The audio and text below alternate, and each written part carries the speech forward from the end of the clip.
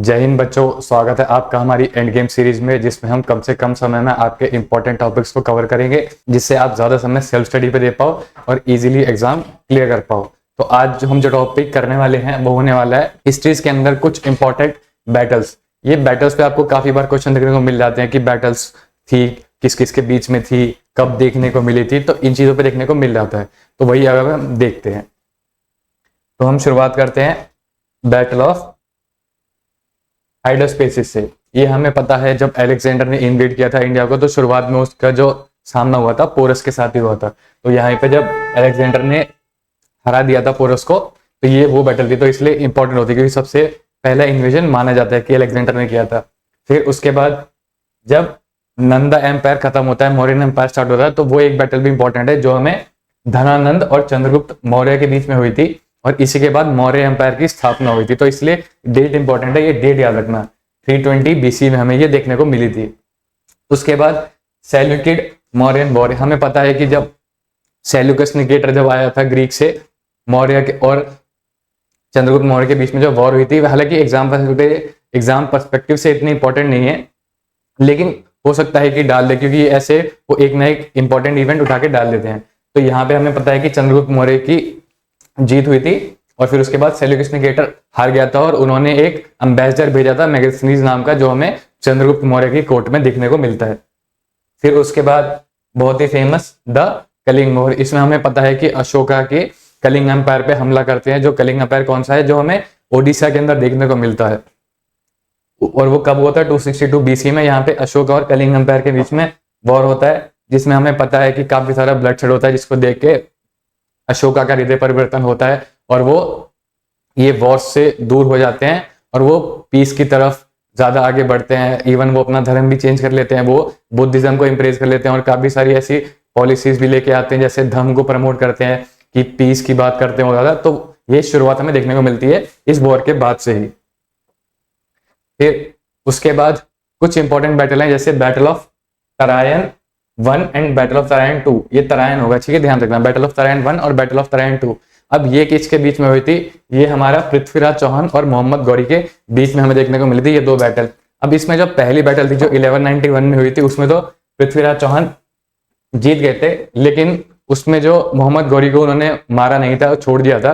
फिर उसके बाद वो दोबारा अपनी आर्मी रीग्रुप करके लेके आते हैं लड़ने के लिए, और इसमें काफी सारे अंदरूनी जेलिसिस की वजह से या आपस में लड़ाई के कारण हमें पता है कि पृथ्वीराज चौहान और कन्नौज के राजा जयचंद के बीच में काफी सारे मतभेद थे। उसके कारण ये हमें डिफीट देखने को मिलती है पृथ्वीराज चौहान की, और उसी के बाद ही हमें दिल्ली सल्तनत देखने को मिल जाती है। दिल्ली सल्तनत की शुरुआत ही इस बैटल के बाद देखने को मिलती है। तो इसलिए इंपॉर्टेंट है कि यहाँ पे फर्स्ट मुस्लिम किंगडम एस्टेब्लिश होना शुरुआत होता है बैटल ऑफ तराइन 2 के बाद।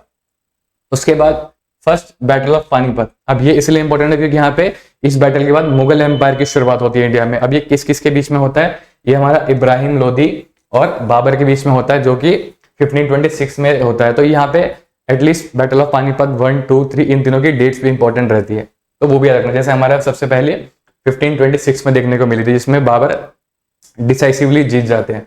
फिर उसके बाद हमारी बैटल ऑफ चौसा और बैटल ऑफ बीलग्राम, ये इंपॉर्टेंट है क्योंकि ये हमारी हुमायूं जो कि बाबर के ही बेटे थे और शेरशाह के बीच में हुई थी, शेरशाह सूरी, ठीक है, जिसमें शेरशाह सूरी जीत गए थे ये दोनों बैटल, और उसके बाद हुमायूं को भागना पड़ा था। और उसके बाद कुछ समय के लिए हमें शेरशाह सूरी का एम्पायर देखने को मिला था, लेकिन उसके बाद 1555 में वापस हुमायूं ने हरा दिया था शेरशाह सूरी को, और उनकी डायनेस्टी खत्म करके वापस मुगल एम्पायर को एस्टेब्लिश कर दिया था। फिर उसके बाद हमारा सेकेंड बैटल ऑफ पानीपत होता है, ये हमारा 1556 में होता है। अब ये किसके बीच में होता है? हमारा अकबर और हेमू के बीच में, जिसमें अकबर जीत जाते हैं। फिर वापस हमें पता है कि अकबर मिडिवल एरा के सबसे ग्रेटेस्ट किंग माने जाते हैं, जिसकी शुरुआत इसी बैटल के बाद हमें देखने को मिलती है। फिर एक हमारी 1565 की बैटल ऑफ तालीकोटा बोल लो, बैटल ऑफ राक्षस तंगड़ी बोल लो, या बैटल ऑफ बनीहट्टी बोल लो।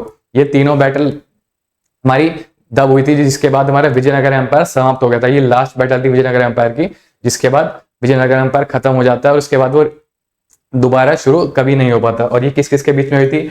विजयनगर एम्पायर और कंबाइंड आर्मी थी 4 बहमनी सल्तनत की, जिसमें थे हमारे बीजापुर, अहमदनगर, बीदर और गोलकोंडा। इसमें बेरर नहीं था। टोटल 5 बहमनी सल्तनत होती थी, जिसमें से बेरर छोड़ के बाकी सारी सल्तनत हमें देखने को मिलती थी।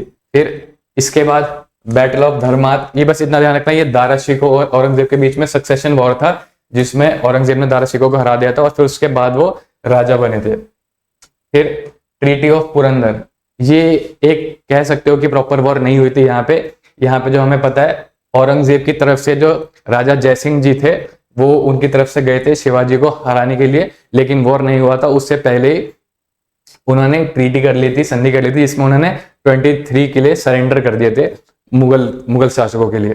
ठीक है, तो ये ध्यान रखना कि 23 किले सरेंडर किए थे। फिर उसके बाद हमारी बैटल ऑफ करनाल, ये बेसिकली जब इन्वेजन किया था हमारा नादिर शाह ने, जो पर्शिया से जो नादिर शाह आए थे उन्होंने इन्वेजन किया था दिल्ली का, तो ये एक इन्वेडर ही बोला जाता था। तो यहीं पे थोड़ी बहुत छोटी बहुत बैटल देखने को मिली थी, लेकिन बेसिकली यहाँ पे आपको इन्वेजन ही देखने को मिली थी।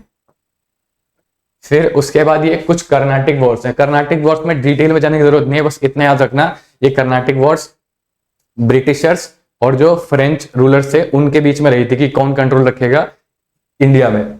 और वहीं पे जो लास्ट वॉर थी उसके बाद जो ब्रिटिशर्स हैं डिसाइसिवली जीत गए थे, ट्रीटी ऑफ पेरिस हुई थी और उसके बाद ब्रिटिशर्स ने ही यहाँ पे रूल किया था, हमें पता है।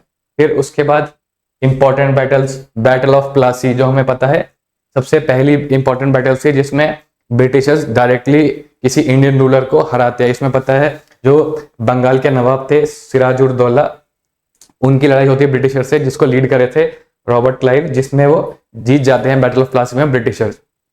फिर उसके बाद एक हमारा last third battle of Panipat होता है। बैटल ऑफ पानीपत का लास्ट बैटल जो हमारा 1761 में होता है, ये हमारा अहमद शाह अब्दाली और मराठा एम्पायर के बीच में होता है, जिसमें मराठा एम्पायर हार जाता है और उसके बाद मराठा एम्पायर का भी डिक्लाइन शुरू हो जाता है।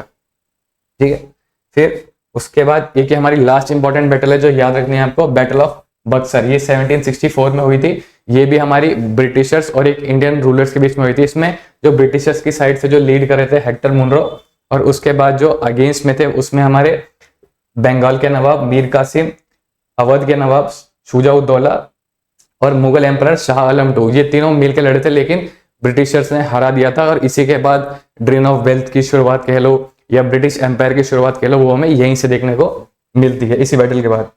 अब इतना काफी है, इतना पढ़ने के बाद आप बैटल से कोई भी क्वेश्चन आएगा तो कर सकते हो।